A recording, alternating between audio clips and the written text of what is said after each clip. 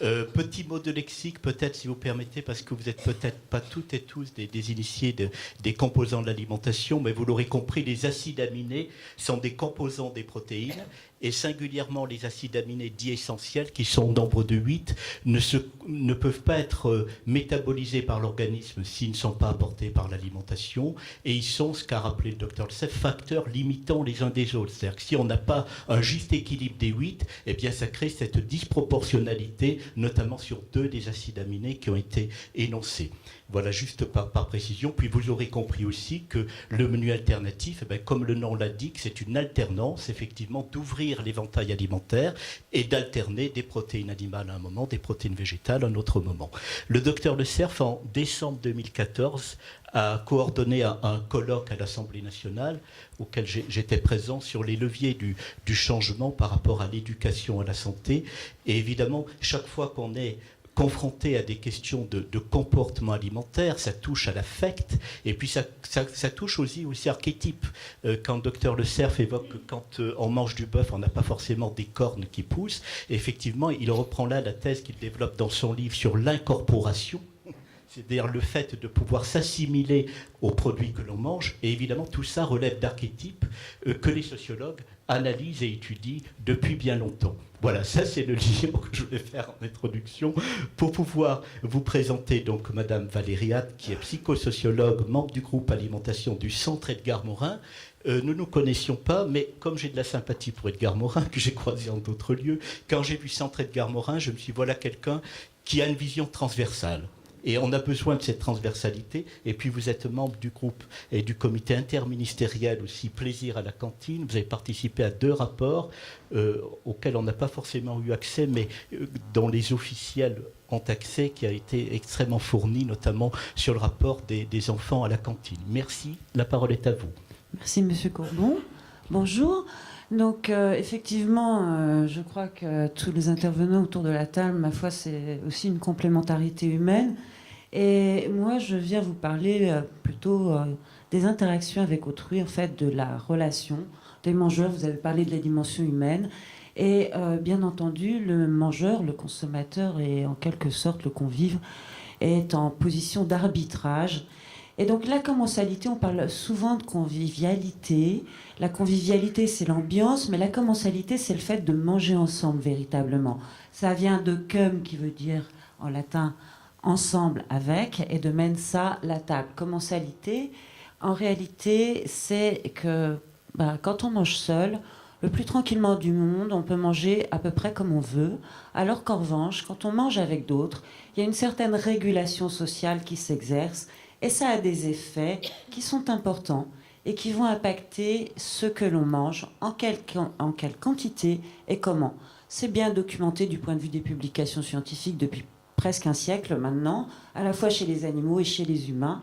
Et donc, ces effets-là de la commensalité, eh bien, quand on veut ou quand on souhaite agir sur l'alimentation des enfants, des adolescents, c'est peut-être un des leviers qu'il est intéressant d'actionner. L'hospitalité, pourquoi l'hospitalité ? Parce que, eh bien, on est au cœur, là aussi, de la notion de service. On est dans des restaurants scolaires, on se demandait quel type de restaurant, quel type de service également. Et l'hospitalité, au sens du pacte social, c'est dans ce sens-là qu'on l'entendra. Alors, vous avez tous, bien entendu, en tête, quand on cherche à garantir la qualité nutritionnelle du repas en restauration scolaire, le décret de 2011 et avant les recommandations du GEM-RCN, qui sont quelquefois difficiles à appliquer, parce que même quand on offre, on garantit la qualité nutritionnelle du repas, eh bien, le consommateur, vous le voyez ici, cet enfant, par exemple, à la sortie d'une ligne de self, on lui propose un repas et vous voyez le contenu de son plateau. Donc, garantir l'offre, c'est pas garantir sa consommation. Pourtant, la consommation, elle est déterminante, bien entendu, déterminante en matière de santé, mais déterminante aussi en termes de gaspillage. Ce qui n'est pas consommé va partir à la poubelle. Donc, véritablement, il y a la question nutritionnelle, mais il y a aussi cette question du gaspillage en restauration scolaire.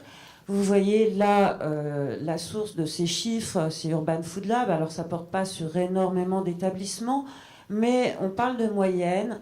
Dans le primaire, 120 grammes par personne et par repas, 185 pour les collèges, donc en secondaire, et pour l'enseignement supérieur, 135 grammes par personne et par repas. Alors là, on a bien entendu une contribution au niveau de la cuisine, mais la contribution du convive est supérieure à celle de la cuisine en général. Les collèges, c'est là où il y a le plus de gaspillage. Alors, pour rejoindre ce que disait le docteur Le Cerf, qu'est-ce qu'un aliment? Un aliment, bien sûr, c'est un ensemble de nutriments, et même si effectivement il ne nous pousse pas des cornes quand on mange du bœuf, un aliment, c'est aussi, vous voyez, ce que je mange, ce que le mangeur mange, moi, en tant qu'individu, mais nous aussi, tous ensemble. C'est-à-dire ce que je mange, c'est ce que nous mangeons. C'est défini par la culture, entre autres, et définissant de soi, donc du point de vue identitaire. En fonction de ce que je mange, je dis qui je suis. Je vais juste vous faire un petit test, si vous voulez bien participer. En fait, 3 mots. Je vous donne 3 mots. Pain, pâte, sauce. Qui me répond? Pain, sauce. Vous devez faire une paire, donc éliminer un des 3 mots. Vous levez la main, pain, sauce, pâte, sauce. Alors je reprends. Pain, sauce, levez la main. Je sais que c'est pas tout à fait l'heure du repas, mais bon. Qui s'occupe du comptage? Monsieur Courbon. Donc pain, pâte, sauce, vous en éliminez un, vous faites une paire. Pain, sauce. 18, plus à notre table. 18, 19. Non?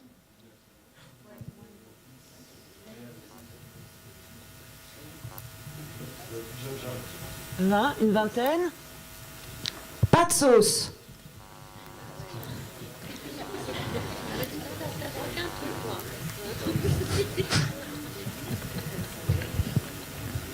Et vous?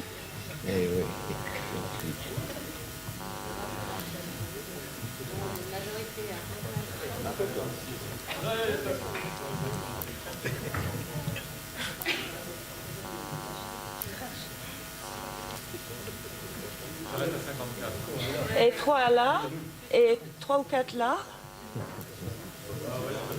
D'accord, pain pâte. 3. Eh bien, vous voyez, ça, c'est un test. Alors, je serais, je ne sais pas, en Angleterre, aux États-Unis.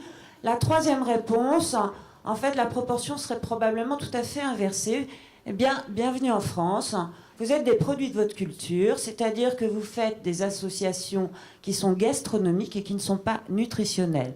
Ce test-là, juste après l'intervention du docteur Le Cerf, pourtant on parle de nutriments, eh bien effectivement, vous le disiez, on pense aliments.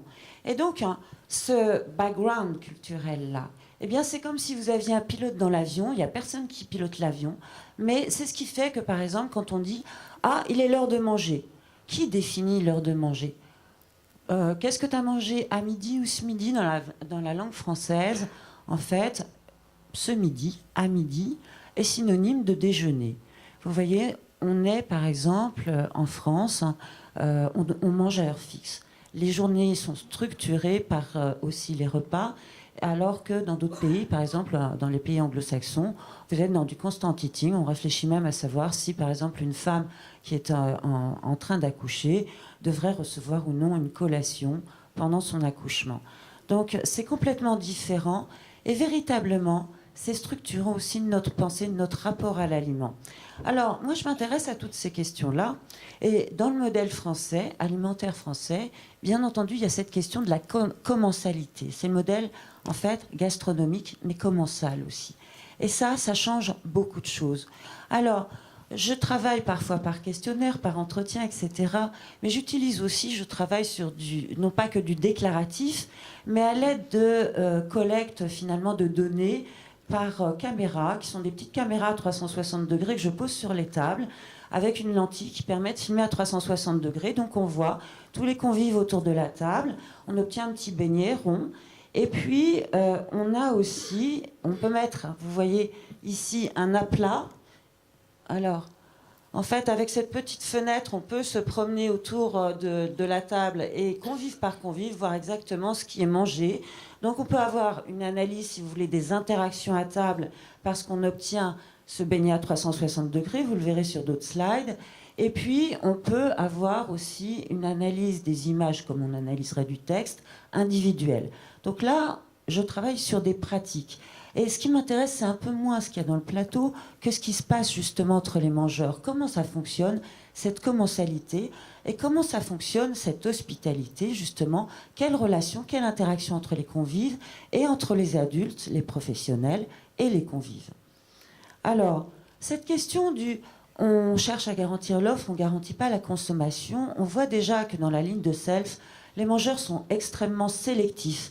Le repas est servi. Si on regarde par exemple au chaud et à la sortie de la ligne de self, vous voyez qu'on peut très bien avoir des repas juste la viande, et quelquefois ils le demandent, ou alors des repas, je ne voudrais pas vous mettre le pointeur, ou alors des repas où vous avez juste les légumes, l'accompagnement, ou alors des plateaux qui sont pratiquement complets, mais pas vraiment complets, puisqu'ici, il s'agissait du même menu dans 3 collèges, taboulé en entrée, rôti de porc en viande, accompagnement purée de pommes de terre, carottes avec des crônes, ensuite un produit laitier et un dessert. Donc, le menu a 5 composantes avec son plat principal et son accompagnement. Donc là, vous n'avez pas, en réalité, le produit laitier. Là, pas le produit laitier, c'est le dessert qui est ici. Ici, l'entrée. Ici, le plat et son accompagnement. Donc, vous voyez qu'à partir d'un même menu servi, on peut avoir... Et puis aussi, les pratiques des professionnels, quelquefois, quand ça booste en plein service, on va préparer des assiettes sans viande ou des assiettes avec viande, en plus des assiettes complètes. Ça se pratique sur le terrain. Ensuite, pourquoi aussi? Parce qu'on a une recomposition du repas à table. C'est-à-dire que vous pouvez avoir, en fonction de avec qui je mange, détermine ce que je mange. Le fait de l'homophilie, ça veut dire que je vais manger avec mes semblables. De façon préférentielle, que ce soit en école primaire ou dans les collèges, on remarque que la majorité des enfants, quand le placement est libre, en école primaire ou en collège également, surtout 6e, 5e, à partir de la 4e, ça commence à changer, les garçons vont avec les garçons et les filles vont avec les filles, majoritairement. Eh bien ça, c'est de l'homophilie. C'est pas que Valérie Hatt qui l'a montré, c'est également quelqu'un qui a écrit un ouvrage dans les années 80, je crois, qui s'appelle, alors le prénom je sais plus, mais Gomez, et qui a écrit sur les collèges également, et qui montre cette question d'homophilie, justement. Cette homophilie, en fait, c'est que, vous voyez, quand je goûte un aliment que je connais pas, eh bien, je fais une expérience indirecte. J'apprends par observation. Et justement, le manger seul ou le manger ensemble, de ce point de vue, est très important. Et les enfants, par exemple, quand ils partagent le même repas, eh bien, l'acceptation alimentaire est plus élevée quand ils partagent la même chose. C'est l'expérience sur les semoules colorées. Enfin, on présente à des enfants de nouveaux aliments et on regarde ce qui se passe quand ils n'ont pas le même aliment ou quand ils ont le même. Et quand ils partagent, eh bien, effectivement, il y a plus d'acceptation alimentaire. Donc, on fait comme. Ça a un effet d'exemplarité, ça a un effet d'expérience indirecte. C'est le rôle du goûteur, en quelque sorte. Et après, on y va. Donc, on partage aussi. Là, vous voyez sur cette image, par exemple, là, 2 desserts. Donc, il y a une recomposition. Vous pouvez manger 3 entrées. Vous pouvez sans viande, avec viande, juste les légumes, du fromage, pas de fromage, etc. Donc, il y a du partage et une recombinaison du repas. Et puis, quand on est face à ce qu'on appelle, enfin, ce que Claude Fischler appelle, avec lequel j'ai l'honneur de travailler depuis maintenant plus de 15 ans, quand on est face, en tant que mangeur, à ce qu'on appelle un objet comestible non identifié, eh bien, là, vous voyez, par exemple, les crônes. Ce que je vous montrais tout à l'heure, justement, c'était dans le cadre d'une étude que j'ai faite dans plusieurs établissements dans les Côtes d'Armor.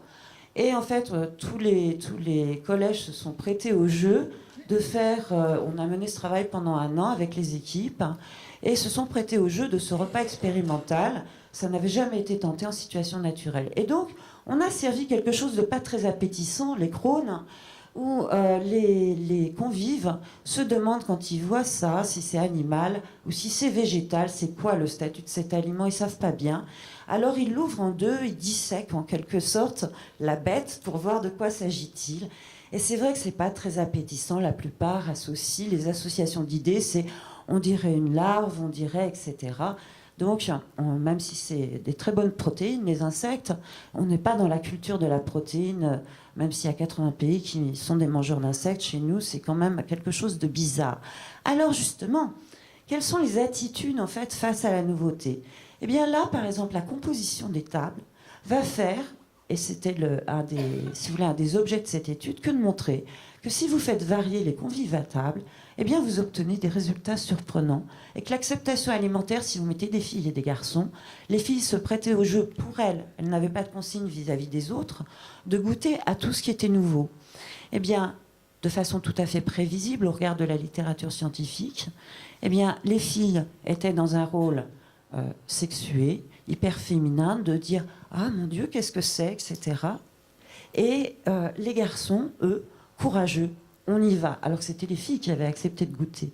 Mais le fait que filles et garçons étaient à table changeait quelque chose, ça change la donne. Donc on peut agir sur la table. Vous voyez, ça c'est de la recherche appliquée en quelque sorte. Et puis ensuite, si on regarde, alors il y avait deux nouveautés, je parle pas, j'ai pas le temps de la seconde, qui elle était appétissante, mais vous voyez qu'on n'est pas très loin en résultats, et les résultats des collèges sont à peu près les mêmes dans les différents établissements. Là, j'ai pris celui de Saint-Brieuc.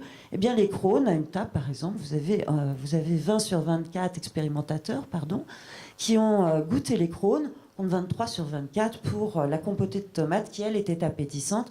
Mais bon, la tomate en dessert, ça fait bizarre. Ça, c'est encore autre chose. C'est des catégories. Et puis, il y a la deuxième. Alors ça, c'est la commensalité dont je vous parlais. La deuxième chose, c'est l'hospitalité, la notion de service. C'est le deuxième OCNI. Ça, c'est pas l'OCNI de Claude Fischler, c'est le mien. C'est l'orchestre culinaire non identifié. Eh bien, vous voyez, quand on pose la question par questionnaire, puisque je vous disais que le projet a duré 1 an, on s'aperçoit, là, les collèges sont en gestion directe avec cuisine sur place. On s'aperçoit, on demande aux élèves, savez-vous si les repas sont cuisinés sur place? Eh bien oui, disent-ils, 9%. 9. Ils ne connaissent pas les chefs. Ils ne savent pas. Alors, en partie, pas tout le repas, pas tous, pas tous les repas, 45%. Non, ils ne sont pas faits sur place, 25%. Je ne sais pas, 20%. Là aussi, il s'agit de peut-être, c'est une suggestion, rétablir du lien entre celui qui produit le repas et celui qui le consomme. Alors le lien en interaction, c'est très très rapide, c'est quelques secondes à 1 minute en interaction dans la ligne de self. Plusieurs personnes, là où l'interaction est la plus longue, c'est au plat chaud. Mais si vous n'êtes pas obligé de sourire parce que vous ne pouvez pas, que vous avez mal au maxillaire, parce que vous avez 400 convives à servir, par exemple, eh bien, l'eye contact, c'est rien, ça prend peu de temps, et ça commence à établir de la relation qui est en pointillé. Elle n'est pas, si vous voulez, dans le temps, dans un temps qui est à un instant, elle s'établit en pointillé comme ça. Et puis, l'interaction avec le chef, c'est à table aussi. Et ça fait une vraie différence. Alors ça, c'est les petits donuts, les beignets dont je vous parlais. Vous voyez, là, le chef cuisinier est parti. Et c'est le deuxième volet de l'étude que j'ai réalisée sur la dernière, en fait, en 2014-2015, avec des chefs cuisiniers que, après formation, qui se sont prêtés au jeu d'aller en fait à la rencontre des convives, y compris les plus timides qui n'avaient pas du tout envie de le faire. Alors certains le font, mais beaucoup ne le font pas parce que vous savez, c'est la sociologie de la profession. Vous avez la salle et puis vous avez la cuisine. Et donc là, en fin de repas, eh bien, après une formation avec des éléments de langage, etc., la distance socio-spatiale, la bonne distance aussi à respecter, ce sont les travaux de hall, etc. J'ai pas le temps, je suis à 15-18. Et les interactions en fin de repas, eh bien, ça donne des effets. Là aussi, vous allez voir, selon la posture, selon la distance à laquelle on se tient, les éléments de langage. Et là, même chose, qu'est-ce qu'on voit? Eh bien, on voit que quand ce n'est pas un chef cuisinier qui va interagir avec les convives, il n'y a pas d'effet concret. C'est-à-dire que je ne goûte pas à la nouveauté. Je déclare mon intention de le faire éventuellement, mais ce n'est pas suivi d'effet concret. En revanche, quand le chef cuisinier se déplace, quand il interagit avec la table, c'est suivi d'effets. Je goûte, c'est-à-dire que je mange, y compris quand ça ressemble à une bestiole, comme les crônes, ce que je vous montrais tout à l'heure. Et vous voyez, favorable à un bis, c'est déclaré, sans effet observé en jaune, effet concret sur le comportement alimentaire en bleu, et bien là, vous avez 8 sur 20. C'est pas si mal. Alors, je vous montre juste très, très court 2 petits extraits vidéo. Le premier, c'est celui-ci. Ça, c'est une étude de 2011. Ouais,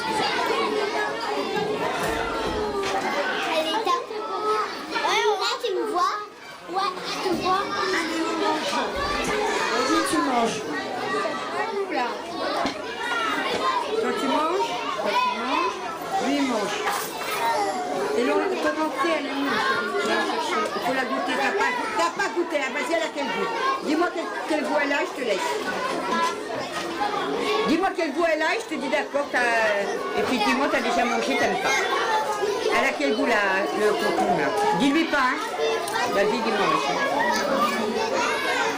Alors, tu me dis que t'aimes pas, t'as pas goûté? Quand on n'aime pas, on a goûté avant, non?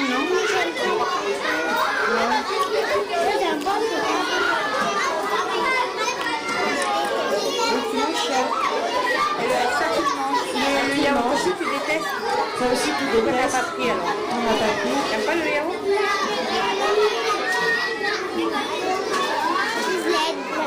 C'est bon Maurice? C'est bon ma chère, ma belle? Mange ça toi. Non tu manges rien, vous mangez. Non, toi tu manges rien, t'as intérêt de manger Lina. Lina c'est ça? Ça c'est quoi ça? Lina?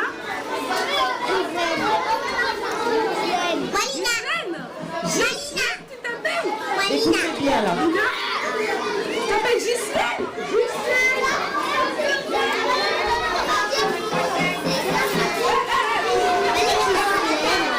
Elle est qui c'est, elle? C'est-à-dire qu'elle a demandé, en fait, son prénom aux enfants, mais elle ne se présente pas. Okni.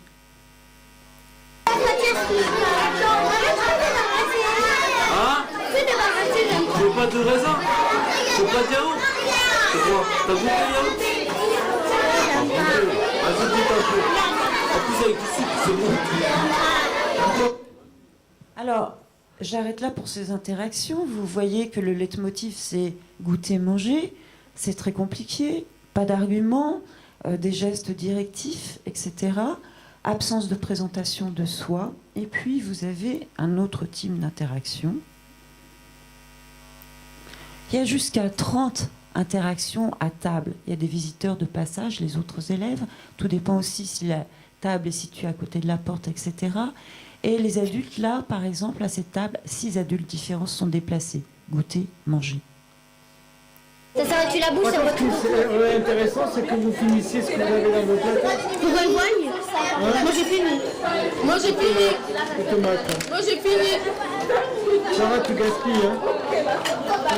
Moi j'ai plus faim. Oui, mais tu as fait ça, tu demandes. Moi, c'est pas comme ça, on gagne pas. Remarquez la posture. Les enfants, c'est une comme ça. Exactement. Là, c'est pas du tout comme ça. Ouais, là, avec ça, ce qui reste là, ce qui leur prend pas par... Et si elle passe des SMS sous la table, Mais oui, il y en a qui perdent de Oui, je sais, mais ça, la tête tomate. des tomates, mais c'est pas... Il y en a 4, elle est bonne. 1, 2, non, il y en a 4. Elle a raison. Parce que t'es pas... Parce qu'elle a raison.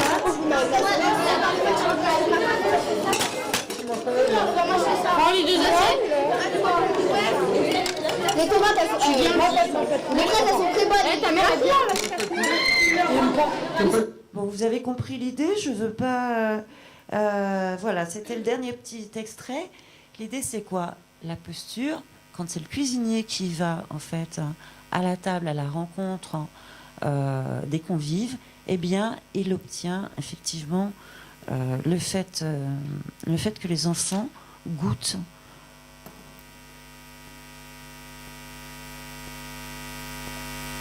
Voilà.